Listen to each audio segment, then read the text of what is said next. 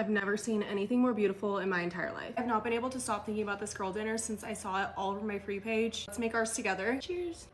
First, we have red onion, and I did soak these in an ice bath. I'm gonna tag the girl who I got this idea from in the comments. That's what she does, and it kind of gets rid of the bitey taste. We have a few tomatoes, mini cucumbers that were not so mini, so I just cut them up. Add some balsamic vinegar just on everything I just put down. Some salt, pepper, some tzatziki right in the middle. Got these mozzarella pearls. They're in chili pepper and garlic oil. I'm gonna get some of that just from the bottom. Put that all over everything. Of course, some of the mozzarella. Some feta cheese. This Merlot cheese that I got from the store last week. Some of these stuffed feta olives, whole pepperoncinis, 2 different kinds of pickles because I'm obsessed with pickles. I wanted to try out these hot pickles. Salami, fresh toasted sourdough, some hash browns to top it off. This is seriously a masterpiece. My mouth is watering. Starting with some hash brown and tzatziki, some of that Merlot cheese, red onion, and an olive. But we're gonna bite and get some of that juice on it.